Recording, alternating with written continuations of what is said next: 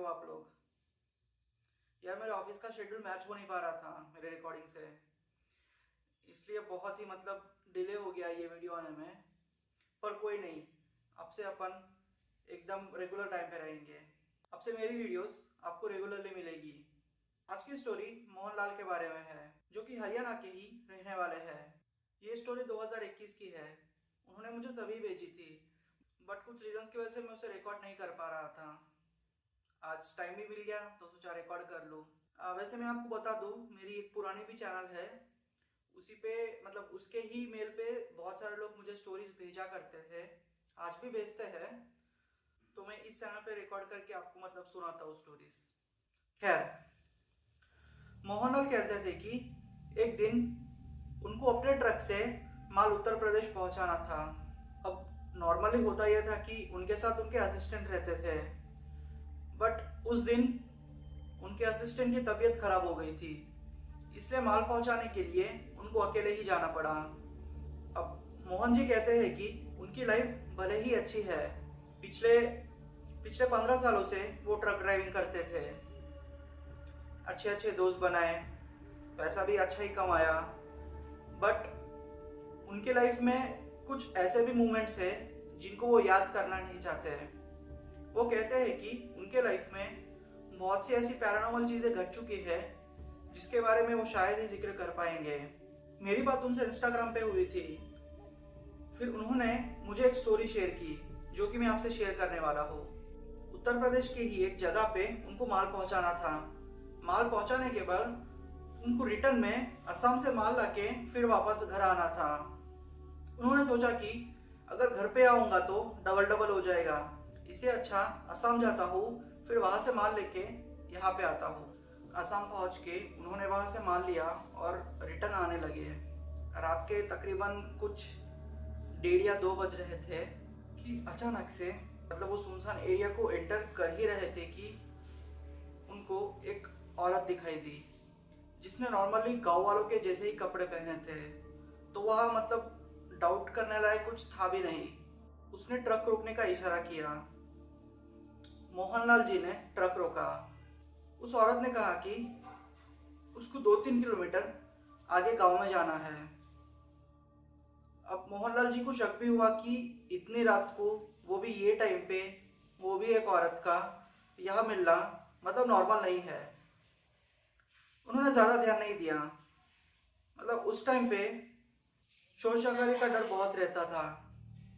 अब उनको लगा कि अगर ऐसा कुछ भी है तो इस औरत को वो जल्द से जल्द बिठा लेंगे और अपना ट्रक चालू कर देंगे। हुआ भी ऐसा। उन्होंने इस चीज के बारे में फिर ज्यादा सोचा नहीं, उन्होंने उस औरत को बिठा लिया। पर शायद ये उनके जिंदगी की सबसे बड़ी गलती थी। पहले के 5-10 मिनट तो उनको कुछ फील नहीं हुआ, बट धीरे धीरे उनके ट्रक के अंदर सड़े मांस की बदबू आने लगी।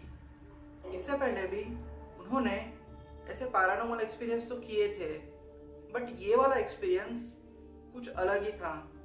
इसलिए वो स्टार्टिंग में समझ नहीं पाए कि ये चीज कुछ और ही है। उनको लगा कि आसपास में कोई जानवर मर गया होगा। वो औरत अपना सर ढके बैठे हुई थी। मोहनलाल जी ने उसे बात करने की कोशिश की।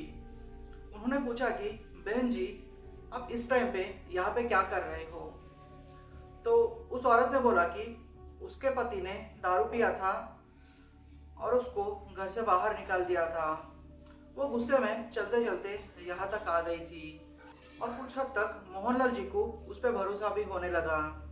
अब हुआ यूं कि ये 1 किलोमीटर तक आगे आ चुके थे। अब ऐसा हुआ कि धीरे धीरे सारा वातावरण जैसे एकदम शांत हो गया, जो कि एकदम अनयूजुअल था। मोहनलाल जी को भी घुटन हो वैसे फील हो रहा था। हालांकि दोनों साइड की खिड़कियां खुली हुई थी। अब बातों बातों में उनका ध्यान उस औरत के पैरों पे पड़ा। उस औरत के पैर उल्टे थे। वे ये समझ गए थे कि ये बला बहुत ही खतरनाक है। तकरीबन 2 किलोमीटर तक ये वैसे ही आगे आ गए। फिर कब्रिस्तान के सामने इस औरत ने रोकने को कहा। उतरते वक्त उस औरत ने कहा कि तू जानता था कि मैं कौन हूँ? फिर भी तूने मुझे कुछ नहीं कहा, इसलिए आज मैं तुझे जाने देती हूँ। ये सारी बातें उसने उसके पल्लू को उठा के उसका फेस दिखाते हुए कहा। मोहन जी कहते हैं कि उसकी शक्ल इतनी डरावनी थी कि वो आज भी इस चीज को नहीं भूल सकते। फिर वो औरत उतर गई और कब्रिस्तान में ही चले गई। ये एक्सपीरियंस भले ही मतलब सुनने में नॉर्मल लगेगा, बट आप ही सोचिए कि अगर आप ही एक ट्रक ड्राइवर हो और आपको रास्ते में ऐसी कोई औरत मिल जाए जो मतलब स्टार्टिंग में तो एक इंसान ही लगे, बट धीरे धीरे जिस तरह के मतलब कंसिक्वेंसेस पैदा होते हैं उससे आपको पता चले कि ये एक मतलब इंसान ही नहीं है, तो मतलब आपके दिल में कैसा डर पैदा होगा। एंड लास्ट में जिस तरीके से उस औरत ने बात की वार्निंग देते हुए, वो भी बहुत ही खतरनाक था भाई। तो ये स्टोरी मतलब मुझे भी डरावनी ही लगी उस टाइम पे। मतलब उस टाइम पे मुझे बहुत सारी स्टोरीज आती थी ट्रक ड्राइवर्स की, तो होता ही होता कि बहुत सी स्टोरीज मिस भी हो जाती थी।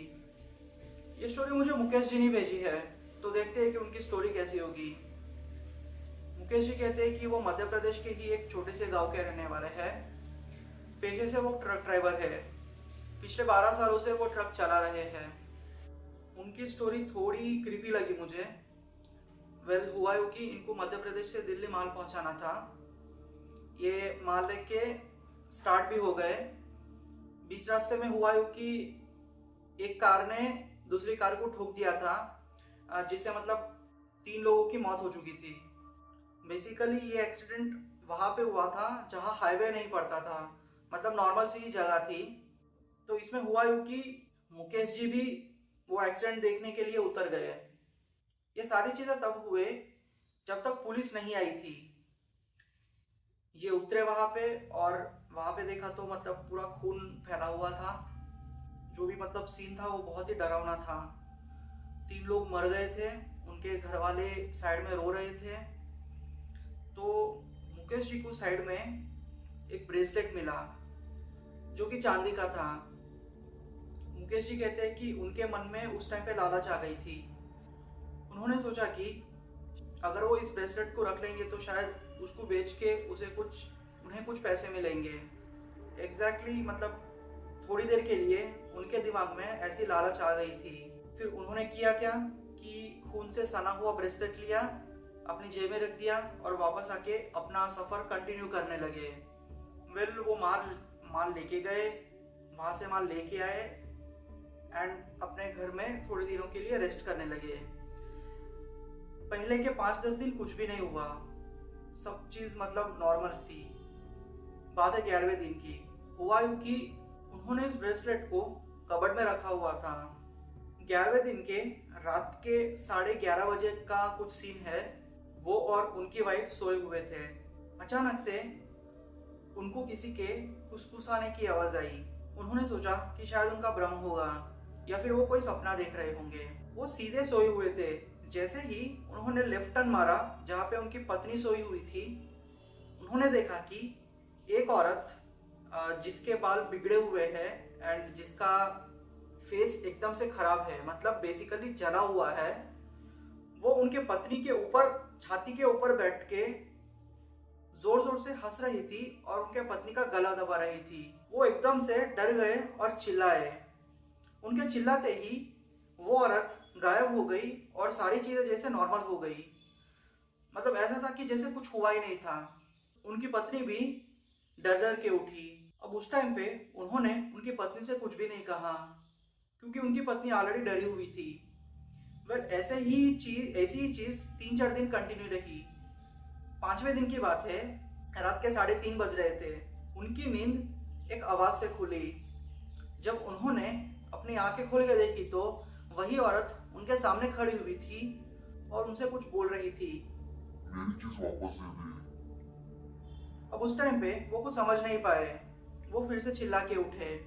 अब उनकी लाइफ के बुरे दिन शुरू हो गए थे। वो औरत रोज आती और वही चीज मांगती और एक हफ्ता वैसे ही कंटिन्यू रहा।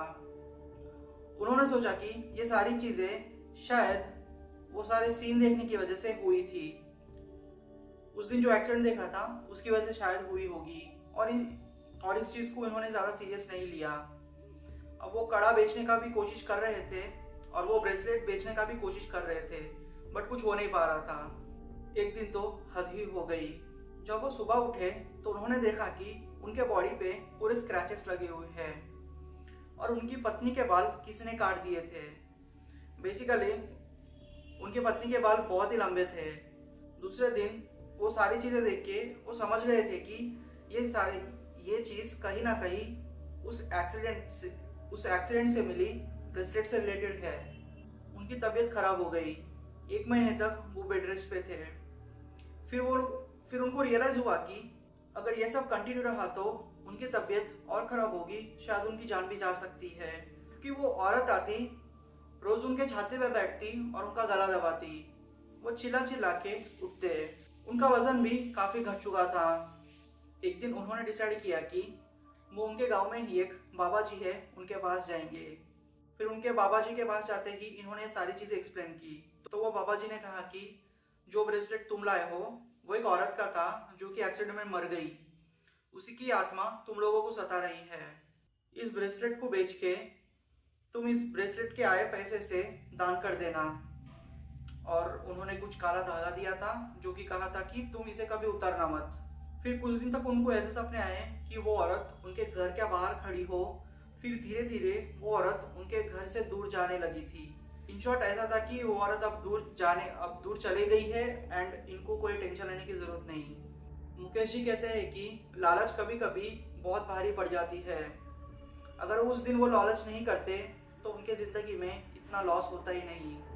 और इतने दिन उन्होंने ट्रक भी नहीं चलाया। उनके घर की फाइनेंशियल सिचुएशन भी खराब हो चुकी थी। उनको ठीक होने में और 15-20 दिन लगे। तकरीबन 2-3 महीने तक उनके पास काम ही नहीं था। वेल इन द एंड सारी चीज़ें नॉर्मल हो गई। अभी तक जितने लोगों ने मुझे स्टोरी भेजी उनकी एंडिंग ठीक ही थी, मतलब इतना डरावनी एंडिंग नहीं थी। एट द एंड सब कुछ ठीक हो जाता है। आपको ये वीडियो कैसी लगी? अगर आपको ये वीडियो पसंद आई हो तो प्लीज़ मेरे चैनल को सब्सक्राइब कर दीजिए और मेरी सारी वीडियोस देखिए और उन पर कमेंट करके बोलिए कि आपको ये सारी स्टोरीज कैसी लगी।